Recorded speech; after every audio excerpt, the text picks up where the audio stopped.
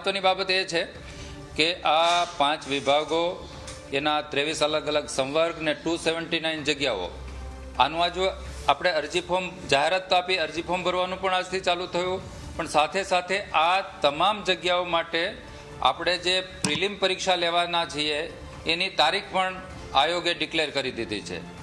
એ તારીખ છે 26 એપ્રિલ 2026.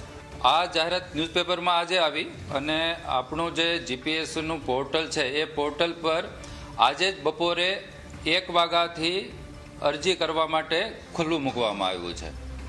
અને આ અરજી કરવાની છેલ્લી તારીખ છે એ 16મી ફેબ્રુઆરી 2026 રાત્રે 23 કલાક અને 59 મિનિટ અને 59 સેકન્ડ, મીન્સ 24 કલાક પૂરું થાય એના પહેલાં સુધી.